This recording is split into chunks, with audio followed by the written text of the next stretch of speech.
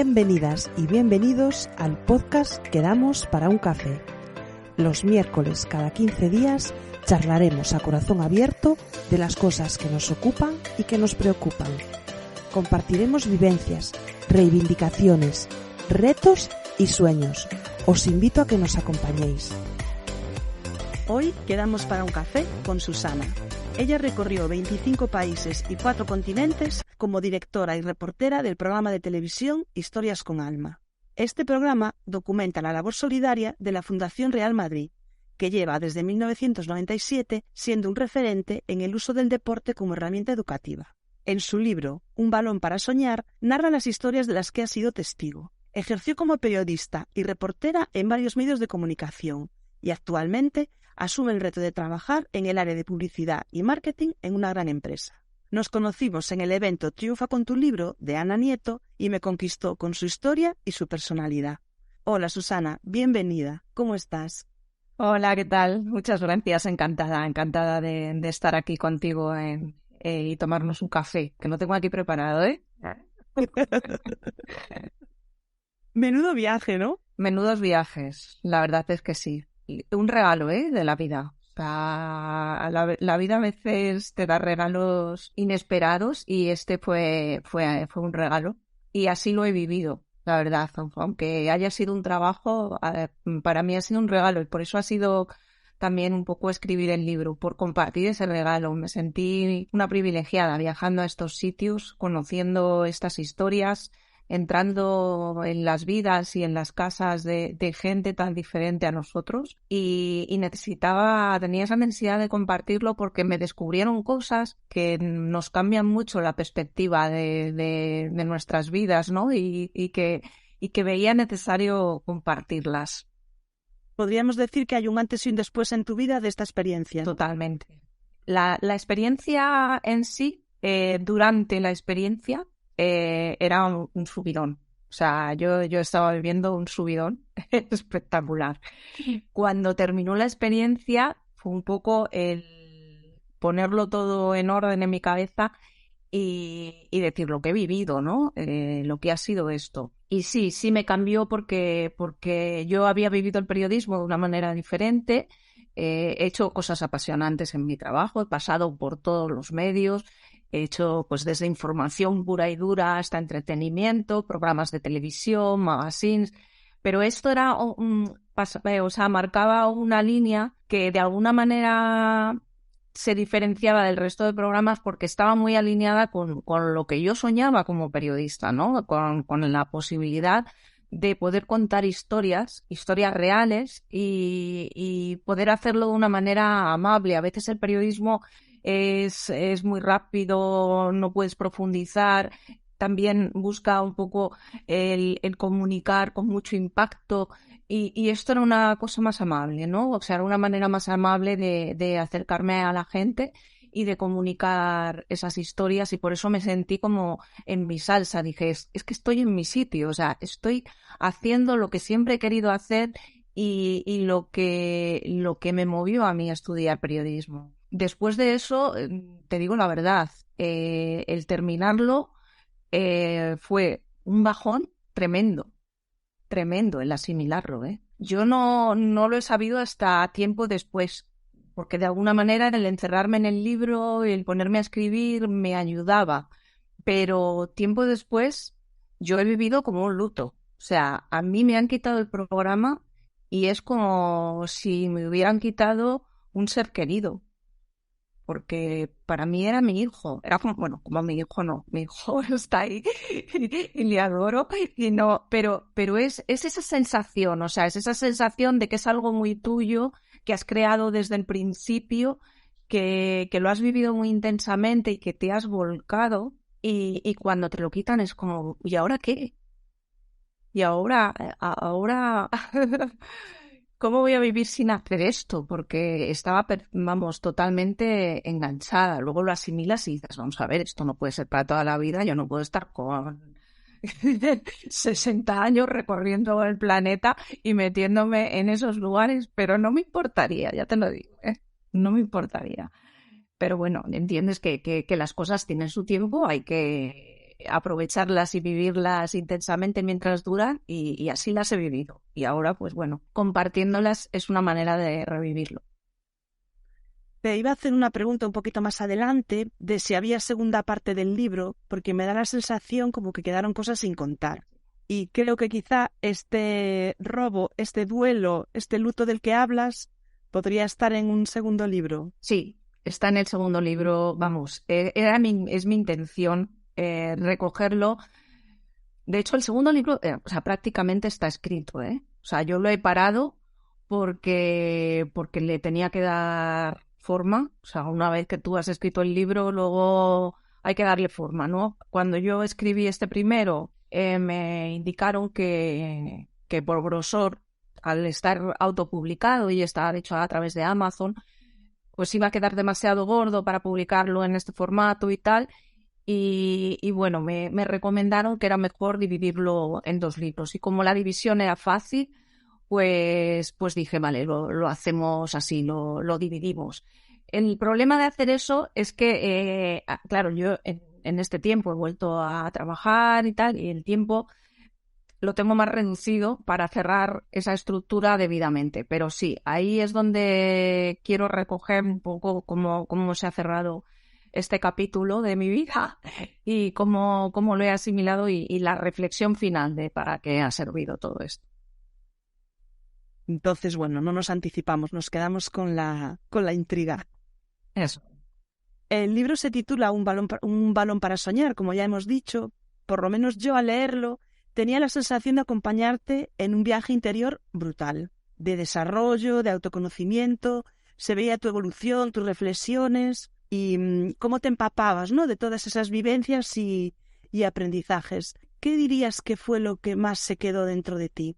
Pues fíjate que me alegra que hagas esta reflexión y que lo hayas visto así, porque de hecho yo cuando empecé a escribir el libro no pensaba que fuera a hacer ese viaje interior. O sea, pensaba que iba a ser más el compartir las experiencias y el contar las historias de esos niños en otro formato, o completarlas un poco más de lo que podía haberlas completado en el documental, porque al final un documental en vídeo de 25 minutos, pues se te quedan muchas cosas en el tintero que no puedes contar.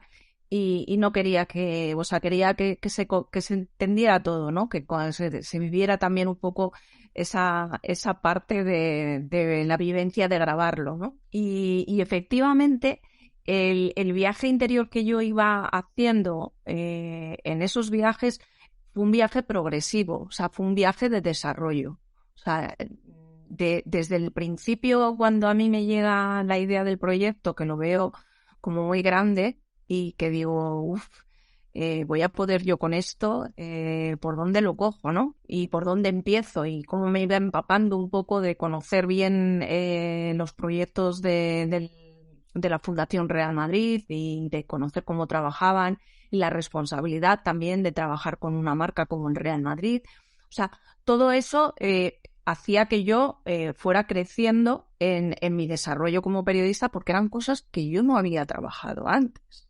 Pero a la vez de ese desarrollo profesional yo estaba viviendo un desarrollo vital al conocer esas vidas, porque cuando vas a estos sitios vas como un poco pensando en que, bueno, que son unas vidas horribles, que tienen un entorno muy difícil y que todo es muy triste.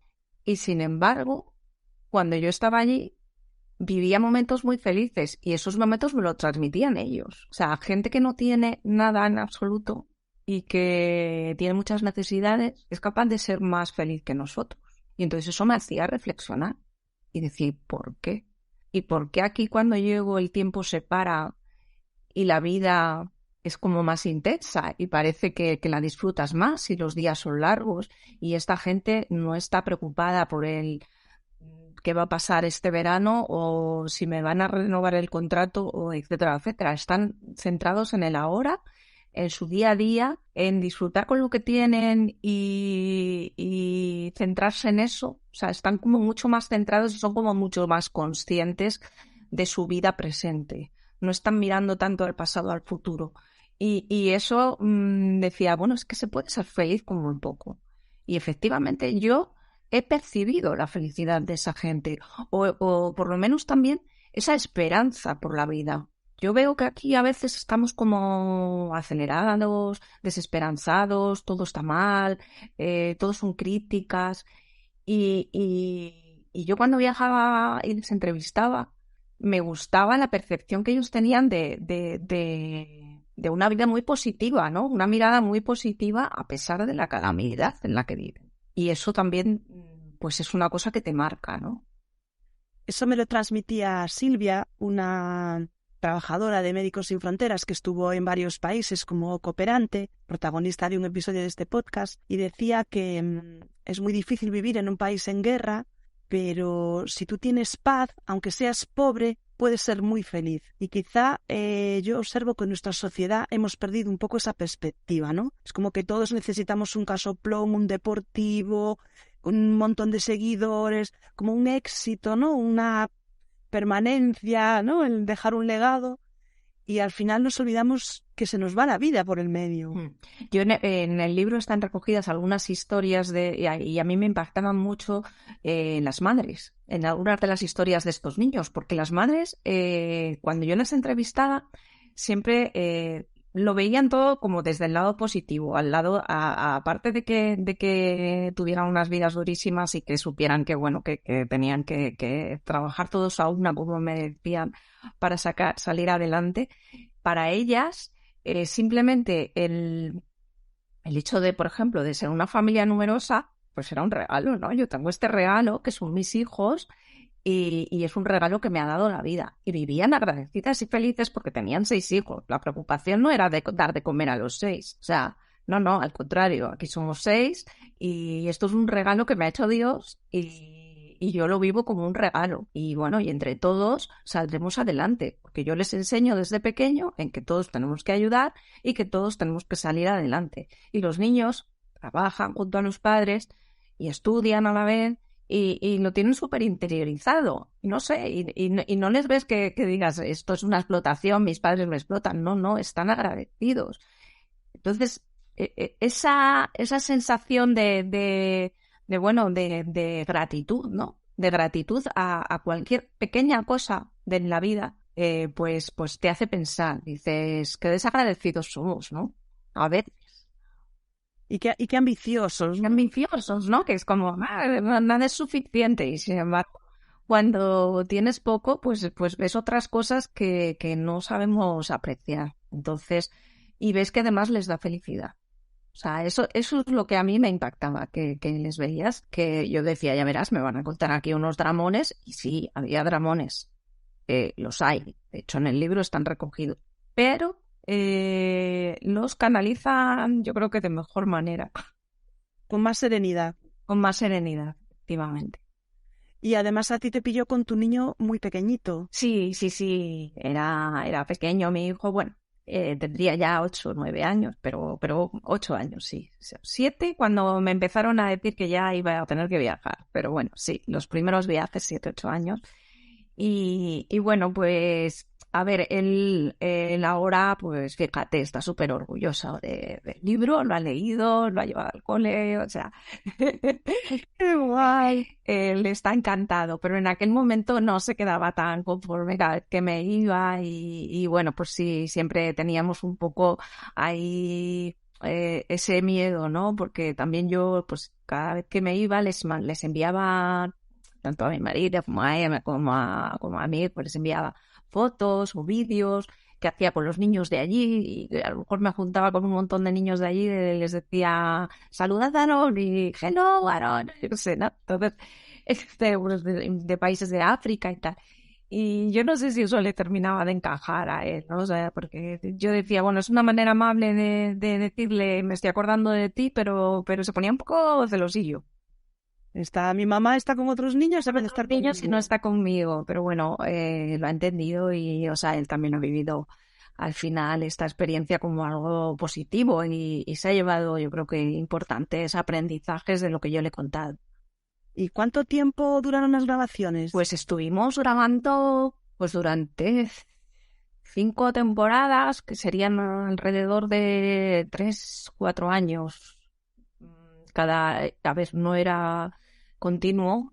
A lo mejor viajábamos un mes, al mes siguiente no, o a lo mejor de repente en el mismo mes viajábamos 3 veces, porque al final para coordinar todo esto pues dependes de muchos factores, de factores climatológicos, de que tengas los visados, vacunas, etcétera. O sea que coordinarlo al final era un poco complicado, coordinar todos estos viajes, pero sí estuvimos, pues eso, casi 3, 4 años viajando y se nos quedaron países por recorrer. O sea, la Fundación Real Madrid está en muchos más países de los que están ahí recogidos. Pero bueno, yo creo que ahí hay una buena muestra, ¿no? Por lo menos los más importantes están. Yo no tenía ni idea de semejante cosa, pero es que en cientos de países, o sea, es impresionante.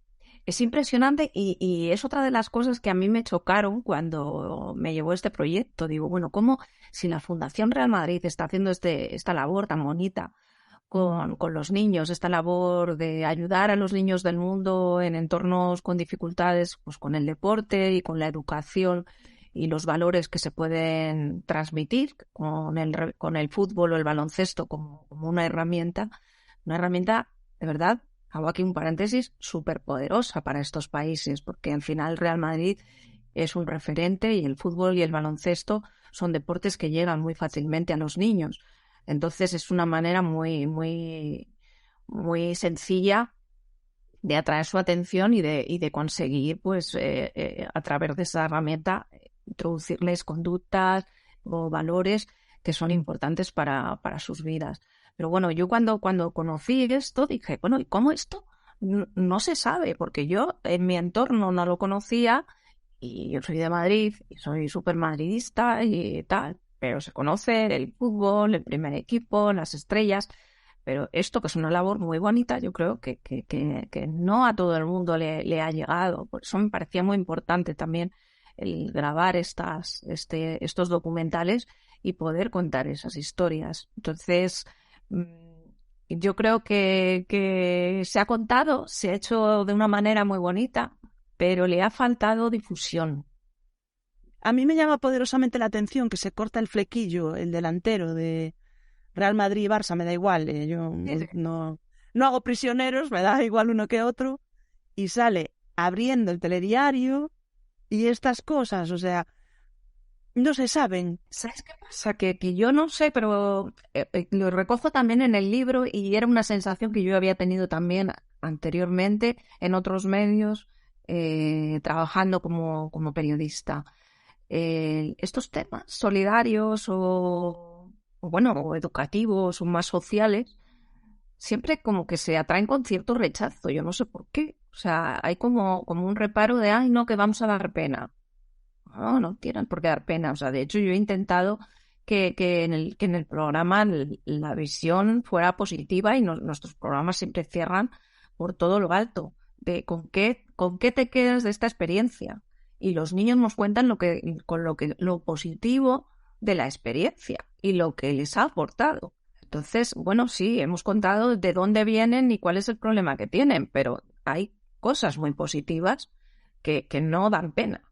Entonces es como que hay un rechazo, o sea, hay un prejuicio ahí con los temas solidarios, yo creo, de entrada para todo, porque cuesta mucho meterlos. A mí cuando me salía un tema de estos, me costaba meterlo en programas de televisión, en magazines. No era una prioridad, que no era un tema, siempre te decían, es que esto no vende.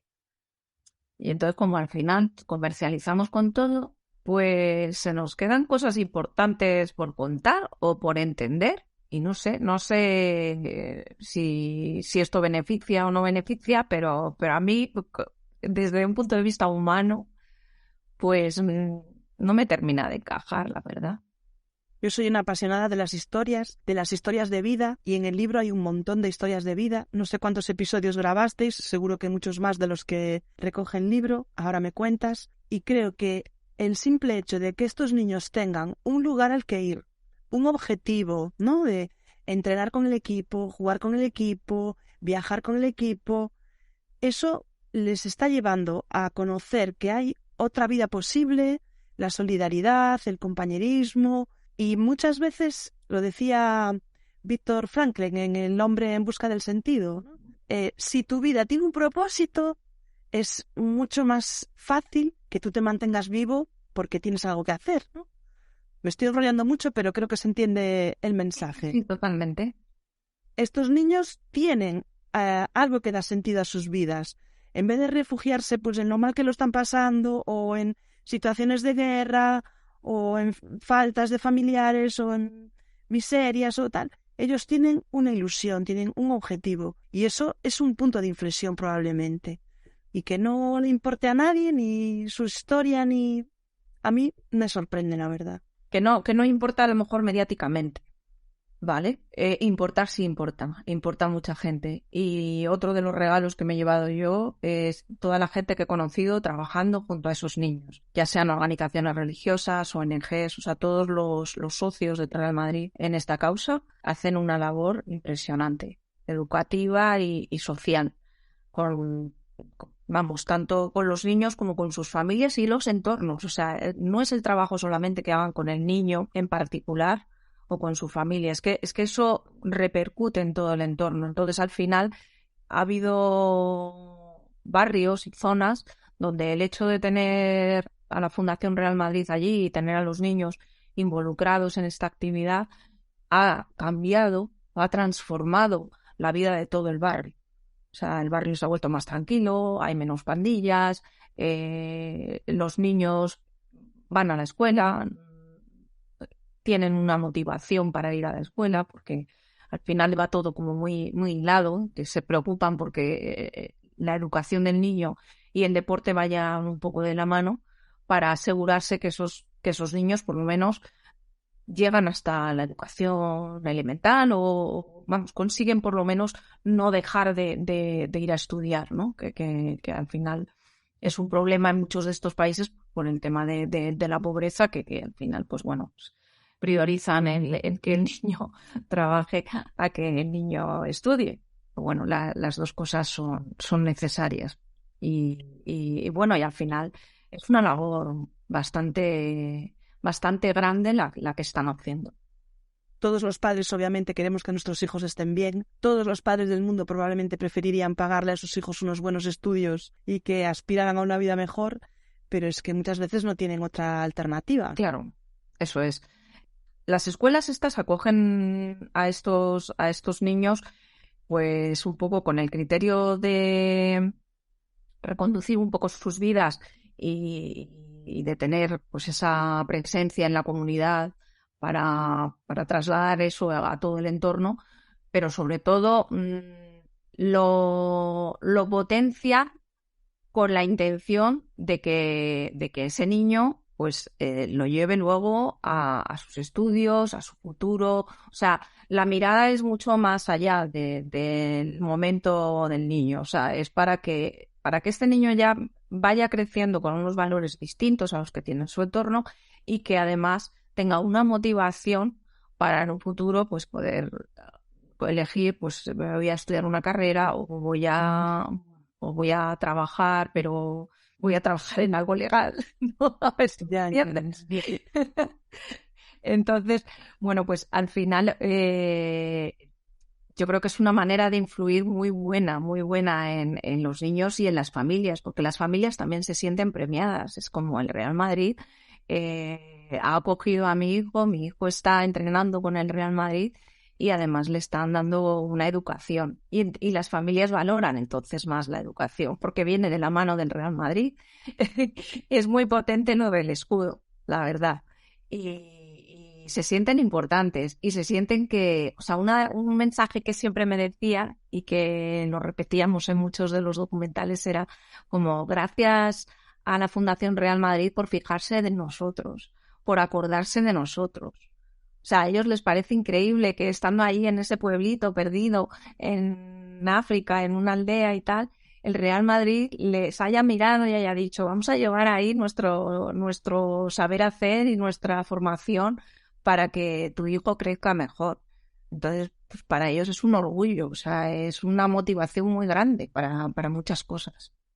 Porque te hace sentir importante, que le importas a alguien. Sí. Y te hace sentir eso, que les importas. Claro. Y cuando empezasteis a grabar el documental, ¿ya sabíais que se iba a emitir en Real Madrid Televisión? Sí, sí, sí. Desde el principio se trabajaba para Real Madrid Televisión y que la emisión iba a ser ahí. Y luego han intentado moverlo por otros sitios, pero de momento no, que yo sepa, no ha salido en ningún lado. Pero sí que lo han intentado retransmitir en otras plataformas para darle una mayor difusión. Bueno, yo algún episodio vi en YouTube, no sé si se puede decir aquí o es Sí, legal. claro. Está ahí. O sea que si está ahí, lo ha subido nuestros más fervientes seguidores, no sé ni cómo, pero ahí está y bueno, pues es bueno que esté ahí porque de hecho el primero tuvo una repercusión brutal en YouTube. El primero de ellos, que es el de El Salvador, tuvo mucha repercusión. A mí me gustó mucho verlo porque yo soy muy visual, cuando leo me voy imaginando las cosas, ¿no? En mi cabeza. Es como, no es voluntario, es algo que hago al leer. Y verlo después, la verdad es que fue súper, súper bonito ver a los niños, las familias. De hecho, lo vimos mi marido y yo con el libro al lado, íbamos mirando, tal. Y fue muy bonito, pero también iba buscándote a ti, pero a ti no te vi. Estoy detrás de la cámara. Como mucho puedes escuchar mi voz en algún momento entrevistando a los niños, pero no. Decidimos desde el principio que los protagonistas eran los niños y las familias y lo que queríamos era centrar toda la emoción en ellos. Porque el programa es emocionante, la verdad es que el programa emociona y yo creo que el haber tenido ahí una cara visible nos hubiera desviado un poco del foco de atención. Me parecía que el foco de atención en los niños o en las familias era mucho más potente y que podía transmitir más. Ya dice, ¿no? Que una imagen vale más que 1000 palabras. Y yo estoy recordando ahora, no sé si era el de Salvador que dices tú, la imagen del campo, que hay como una imagen, una toma aérea que es súper bonita y todos los niños corriendo. Y digo, No es El Salvador, no es El Salvador porque ahí no llevábamos dron todavía. Esas imágenes se han hecho con dron y no fue en El Salvador. Puede que fuera Perú. puede que fuera Perú. Ese dron, como anécdota, te cuento que lo perdimos en la selva.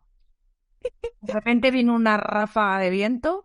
De repente me dice mi compañero David, que tampoco sale, pero David es una parte importante de este programa, que es mi cámara, y él decía, no lo veo, Susana, lo hemos perdido, digo, no me lo puedo creer. Y bueno, para que veas cómo son esta gente, fuimos a preguntar a una familia a ver si nos podían orientar de dónde podía haber caído, si lo habían visto en su parcela y dijeron que se salían con los perros ahí a la selva a buscar el dron y se fueron con los hijos y con los perros a ver si lo encontraban, pero nada, imposible. Imposible encontrar, a buscar una aguja en un pajar. Pero bueno, pero sí, tirábamos mucho de dron porque daba planos muy espectaculares. Y erais dos en el equipo, David y tú. David y yo grabando.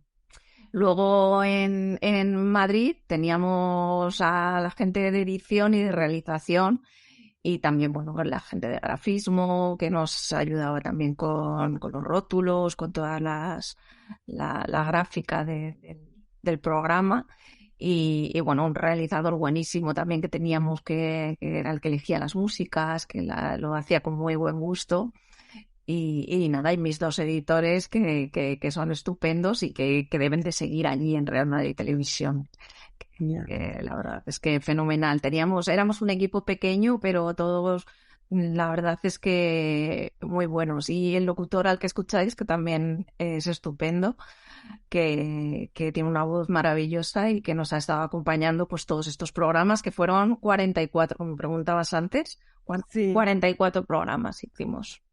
Y después de irte tú se siguió haciendo. No, es que se dejó de hacer, pero no fue porque yo me fuera.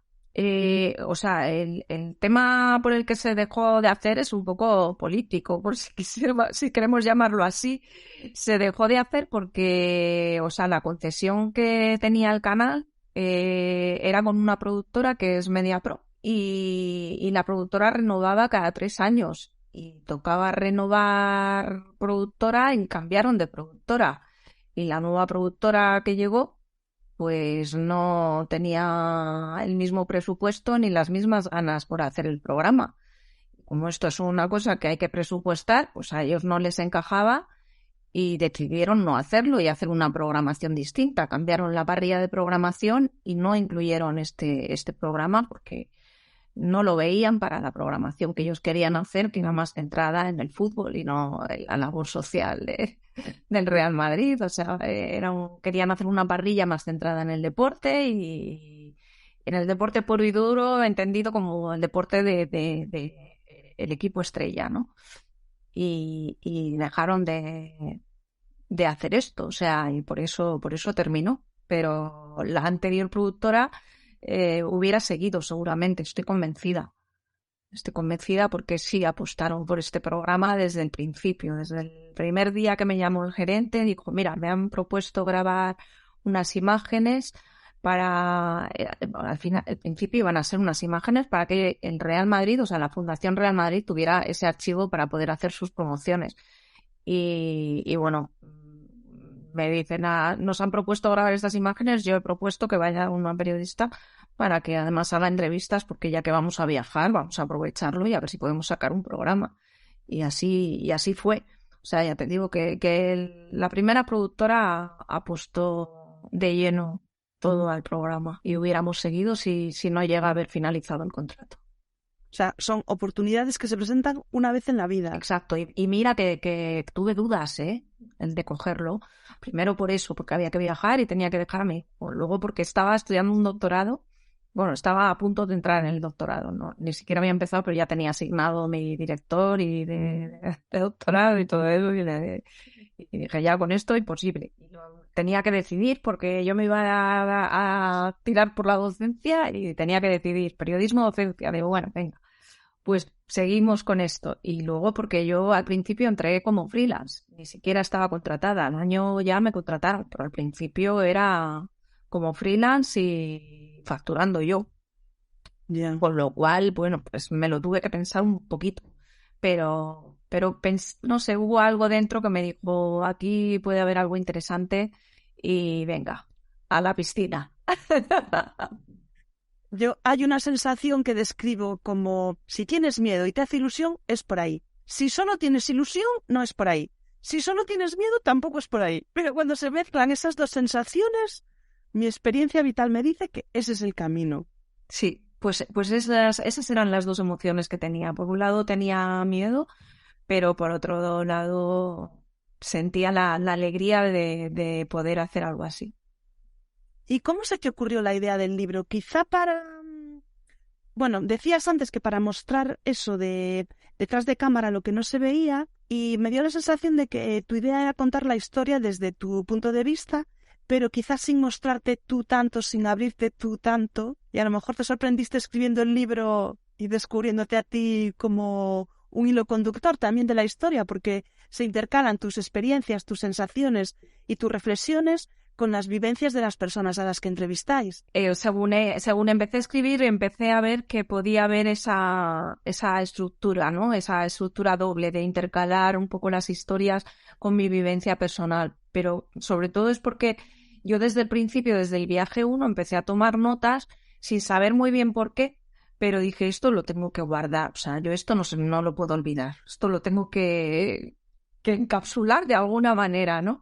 Y bueno, pues mi cámara, que me veía siempre en los aviones tomando las notas y tal, decía, bueno, esto algún día lo recogerás en algún libro, ¿no?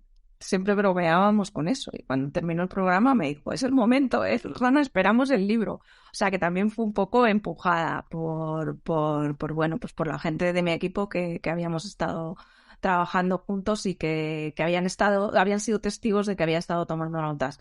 Pero efectivamente yo no pensé que iba a sacarlo tanto de mi vivencia personal, pero sí que me parecía interesante compartirlo. Igual, a ver, no sé, hay gente que dice que, bueno, cuando escribes un libro realmente lo que menos importa es lo que viva el autor, pero yo me era muy difícil desdoblarme de esta experiencia, o sea, y ponerme totalmente fuera. Ya me había puesto totalmente fuera en el programa, había centrado todo en los niños, pero aquí el libro era mío. O sea, y es un libro que yo he escrito para los lectores, pero de una manera generosa, o sea, no por vanagloriarme de fijaros lo que yo he vivido, sino quiero compartir con vosotros esto que he vivido porque ojalá todos pudiéramos en algún momento en la vida recorrer estos lugares y entrar en las casas de esta gente y ver cómo viven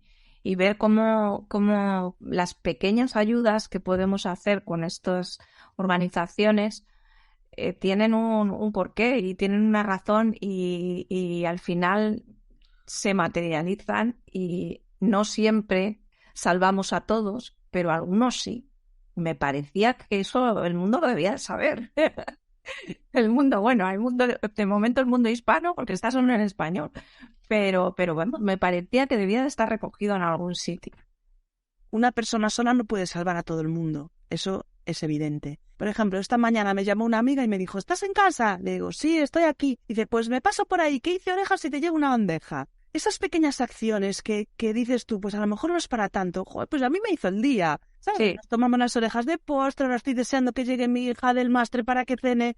Tal, entonces, si cada uno nos esforzáramos en nuestro pequeño mundo a hacerlo un poquito mejor, el mundo sería un lugar maravilloso. Eso es, totalmente. Y yo creo que no somos conscientes porque la vida nos come, el día a día nos come y estamos muy pendientes de lo nuestro y de lo que tengo que hacer y de la lista de tareas esa eterna que nos ponemos que no acaba nunca y no nos paramos a mirar un poco alrededor.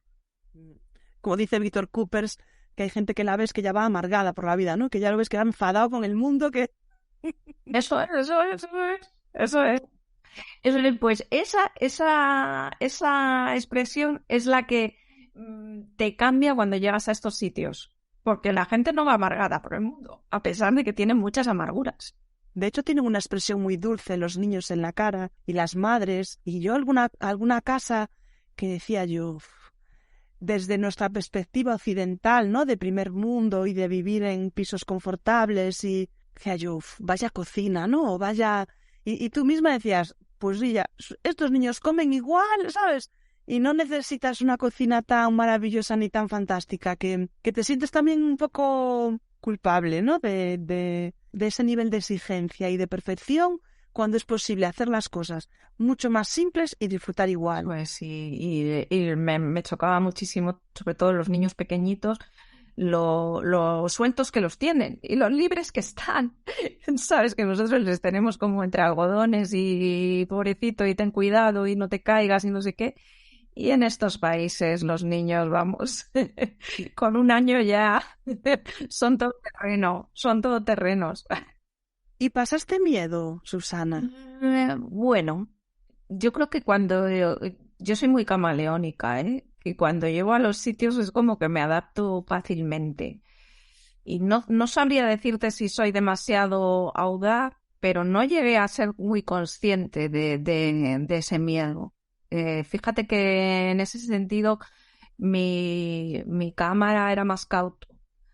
Cuando íbamos a ir a México, oye, que me han dicho que a esa zona que vamos, que me tengo amigos allí, que es muy peligrosa, que ahí ni pisarlo, que no sé qué. Digo, mira que me extraña que sea muy peligroso que nos manden allí sin que haya una seguridad y tal. O sea que también en ese sentido la fundación siempre un poco tenía cuidado, ¿no? De con dónde nos enviaba y con quién y cómo, y siempre íbamos acompañados con gente de allí, con gente local.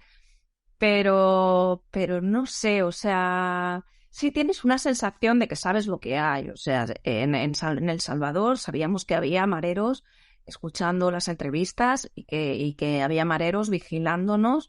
Además nos dijeron, grabáis de la cancha para adentro, de la cancha para afuera, nada. O sea, de lo que es el recinto deportivo, digo, que no grabáramos hacia afuera del barrio y que con ojito, ¿no? Todo con cuidado. Un mercado también en Mozambique, en Maputo, que nos dijeron que era muy peligroso, que lleváramos las mochilas bien cogidas, que las lleváramos delante porque era muy peligroso en cuanto a robos. Pero la verdad es que nunca hemos pasado nada. Si acaso algo de miedo pasamos en India porque empezó a llover a lo bestia. O sea, nosotros empezamos a ver que aquello se ponía negro, negro, negro, y como decía mi amigo el peruano, el cielo se iba a romper, que nos lo decía un padre jesuita o majete. Bueno, pues se pone muy negro, y efectivamente se empezaron a inundar los aeropuertos, teníamos que volver a España y nuestro aeropuerto no estaba inundado, no había manera de salir de allí. Y vimos que podíamos peligrar, ¿no? Que se acercaba allí unas lluvias torrenciales y bueno, en estos países ya sabes cómo puede ser. Nos asustamos un poco, nos asustamos un poquillo de sacarnos de aquí cuanto antes. Yo estaba pensando ahora también en Gaza. En Gaza, sí. En Gaza un poquillo de miedo, sí. Lo que pasa es que, bueno, al final, o sea, sí que piensas, dices, bueno, a mí no me va a pasar, ¿no? Es un poco el pensamiento este que tienes cuando eres adolescente, que parece que no te va a pasar nada, nunca. O sea, que tú eres un superhéroe y a ti, o sea, no te va a pasar nada en la vida. Que no sabes si es supervivencia o inconsciencia. Pero yo me sentí un poco así, porque fíjate que fuimos a grabar las ruinas de un hospital. Nos habían dicho que podíamos viajar con seguridad, habíamos pasado unos trámites largos para ese viaje, o sea, es uno de los viajes que más trámites hemos tenido que hacer por seguridad, con el gobierno israelí, con el gobierno palestino, o sea, trámites de todo tipo, de papeleos, y nos decían que la zona estaba limpia y que estaba tranquila, porque además ellos saben, esto lo hicimos con UNRWA, que es la Organización de Naciones Unidas de Ayuda al Refugiado Palestino, y ellos pues, saben perfectamente cuando la zona está tensa y puede haber riesgo de atentado o similar, y cuando la zona está tranquila. Pero una cosa que nos habían dicho es que en muchas de las zonas donde había habido pues, derrumbes y había habido zonas un poco conflictivas, pues podía haber todavía artefactos debajo de esas ruinas. Entonces estuvimos grabando en un hospital en ruinas, que era muy espectacular, porque nosotros necesitábamos esa imagen, o sea, necesitábamos ilustrar que había sido una zona en conflicto y que seguía siendo una zona en conflicto. Entonces la imagen la necesitábamos. Y nos quisimos acercar más de la cuenta y hubo un momento que ahí también la gente de UNRWA, ahí viajábamos en vehículo blindado y hay un momento que nos dijeron: hay que irse, que no está gustando ya tanto. Ya se empezaron a poner nerviosos ellos. Entonces ya cuando, no sabes por qué es, pero cuando ves que ellos se están poniendo nerviosos, dices, bueno, vamos a obedecer y a salir de aquí. No vayamos a poner en riesgo a la gente por una tontería, ¿no? Pero bueno, ya teníamos la imagen grabada y tal, que era lo que buscábamos, pero si te vuelves un poco intrépido porque tú vas pensando en el documental, vas pensando en que necesitas esa imagen y dices, bueno, venga, me bajo un momento del coche blindado y grabo. Y pues voy a acercar un poquito más y ya no te acerques tanto. Tú vas con tu foco periodístico buscando la imagen que necesitas o la que te gustaría poner y no mides los riesgos. Y ahí la verdad es que mi compañero y yo, pues había veces que tiraba yo más de él tiraba más de mí, pero nos entendíamos bastante bien y bueno, pudimos conseguir todo lo que necesitábamos sin correr demasiados riesgos. ¿En algún momento llegaste a pensar, madre mía, ¿por qué diría que sí? No. Para nada.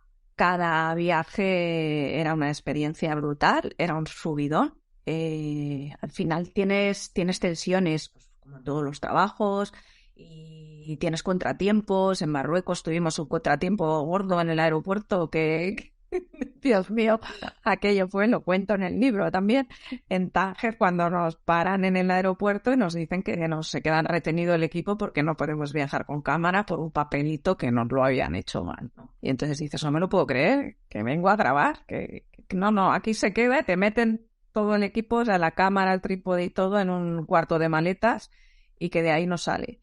Y bueno, pues ahí también, mientras estábamos grabando, que grabamos con una cámara que nos dejaron en el instituto donde íbamos a grabar, que era un internado, pero tenía pues como formación profesional, y entre la formación profesional tenían imagen y sonido y tenían una cámara y tenían también micrófono y tal, y nos prestaron ellos el equipo.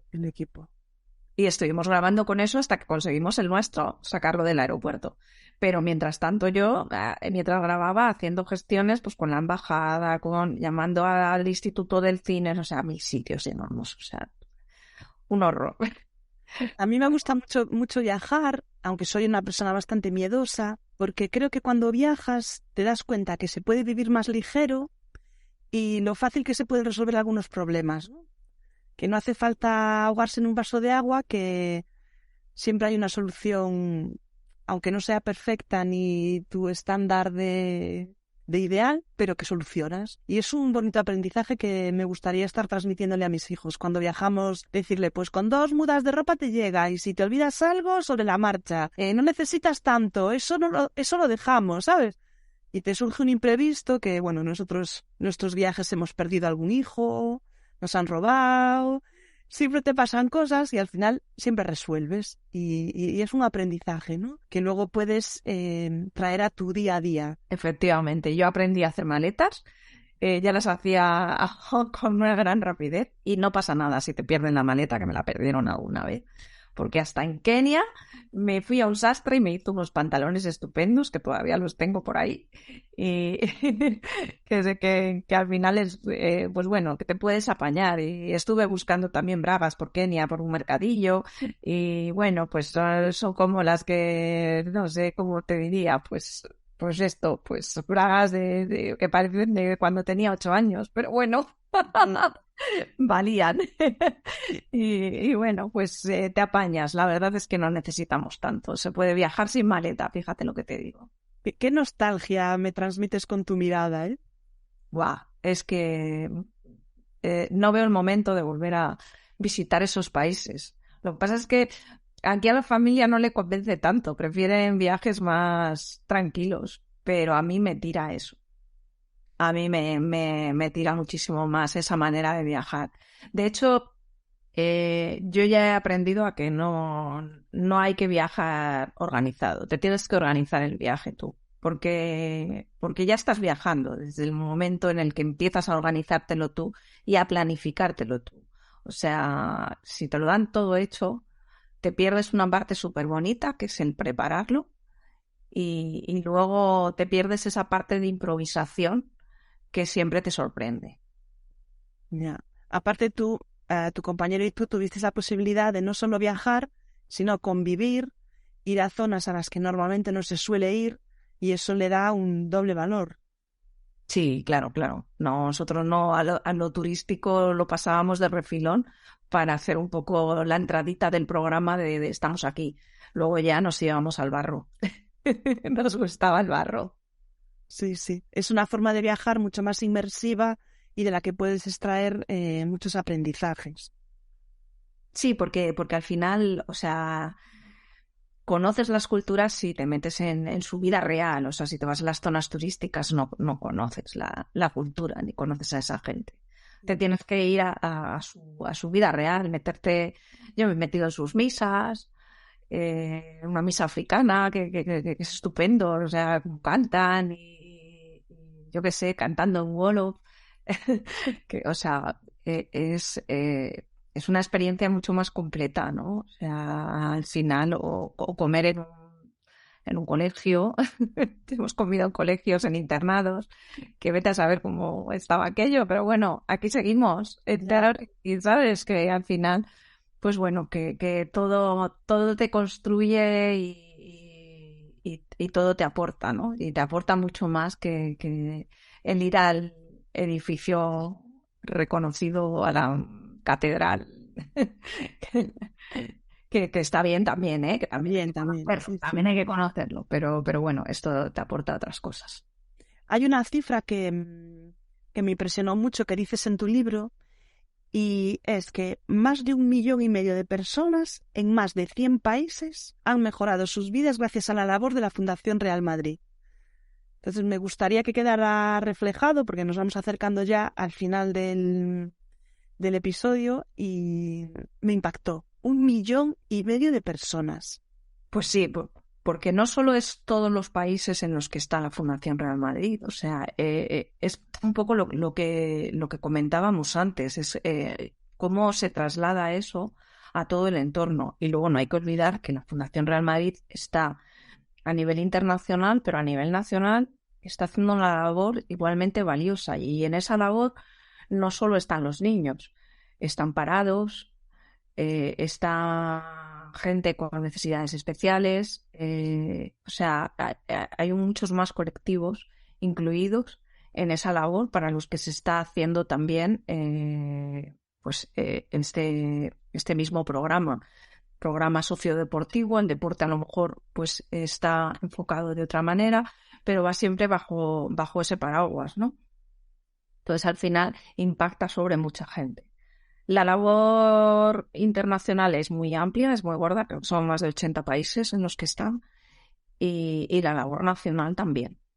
Y los colectivos a los que llegan a nivel nacional son muchos más. O sea, llegan incluso a jubilados. Con jubilados también. O sea, que el colectivo es muy amplio, impacta a mucha gente. Pues nada, aquí lo dejamos porque me impresionó mucho, la verdad, que no, en una cultura como la nuestra, que el fútbol está tan presente y que tanto el Real Madrid como el Barça como institución están súper presentes, y yo desconocía esta labor de la fundación. La verdad, me encantaría hablar con alguien de la propia fundación porque es un tema muy interesante.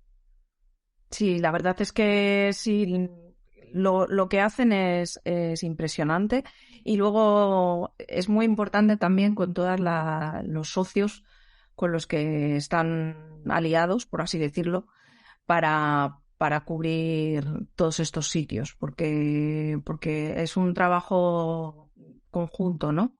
El Real Madrid les aporta pues esa notoriedad, ese escudo, esa formación para sus entrenadores, pero el trabajo sobre el terreno lo están haciendo estas organizaciones y todas estas personas que están involucradas en los proyectos, y es impresionante lo que hacen, porque esos son los que están en el día a día y los que están construyendo en esos lugares para que la vida sea un poquito mejor.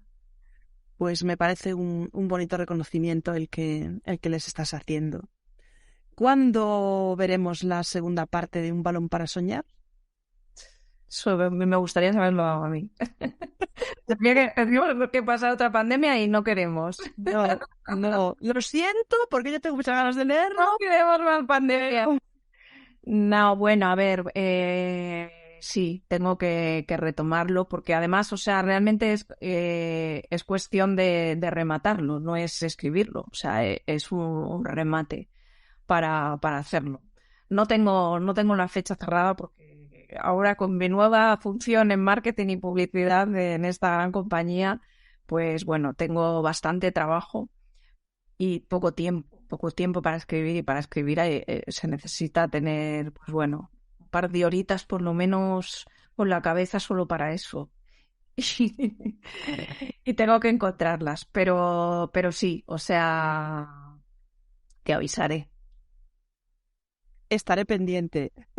Hay que hacerlo, pues bueno, pues por terminar el trabajo y por cerrar este capítulo. Y por mí también, o sea, efectivamente, no, primero no puedo dejar a los lectores ahí con la intriga de cómo termina esto. Hemos avanzado algunas cosillas aquí en la entrevista, pero efectivamente hay que hacer esa reflexión final. Y bueno, lo sacaré. A lo mejor es que no quieres cerrarlo. Pues fíjate que me cuesta, ¿eh? Me cuesta. Digo, bueno, ¿y si volvemos a reabrirlo? Pero sí, no, hay que cerrarlo. Hay que cerrarlo. Luego, si abrimos otro melón, pues bienvenido sea. Pero hay que cerrarlo ya. Bueno, ya sabes el dicho, ¿no? Cuando se cierra una puerta se abre otra.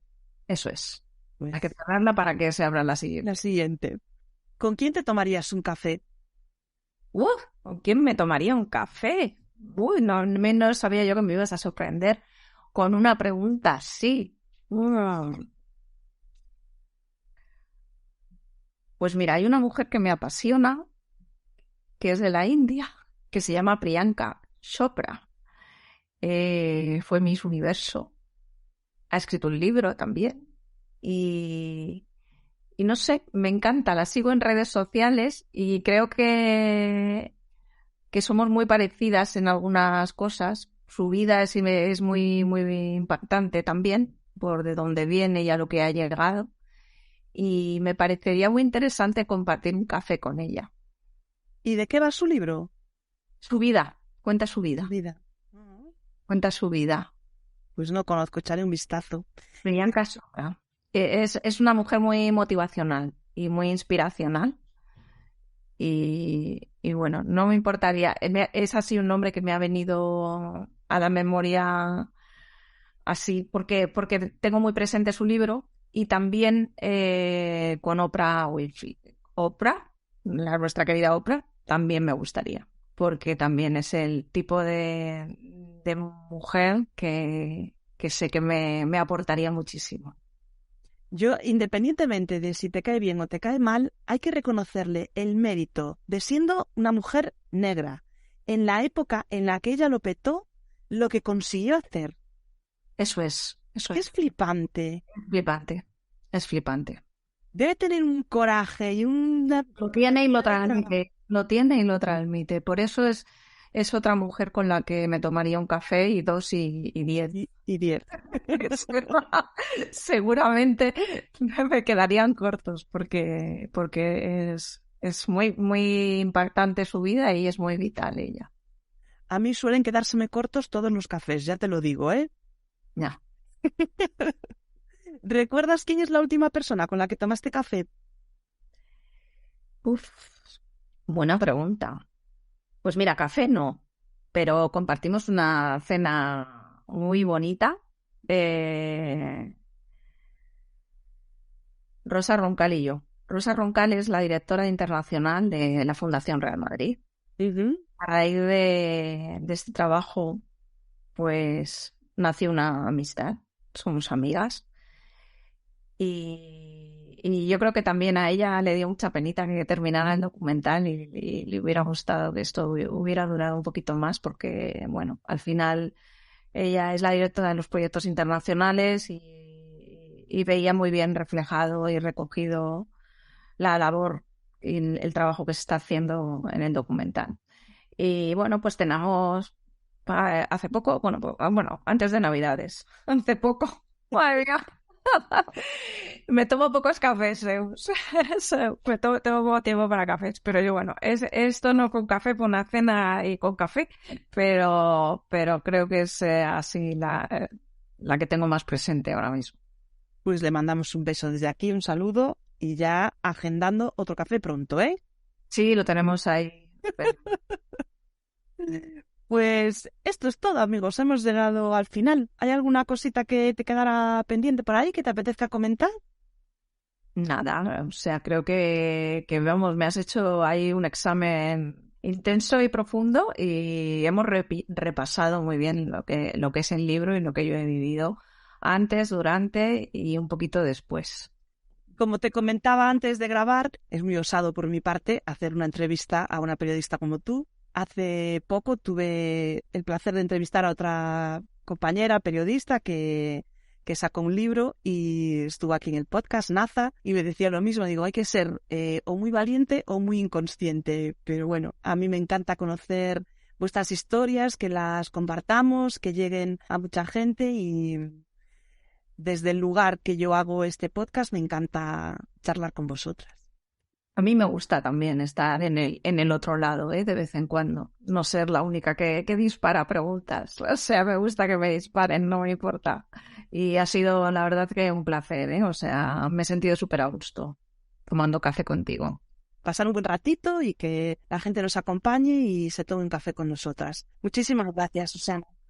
Y que lean el libro. Eso, que lean el libro, que es súper bonito. Aquí lo tenemos. Muchas gracias, Susana. Nada, gracias a ti, Seu. Un placer. Para no perderos ningún episodio ni las novedades de este podcast, os invito a que nos sigáis en redes sociales. Estamos en Facebook, YouTube, Instagram y TikTok, todo con el mismo nombre. Quedamos para un café. ¡Hasta pronto!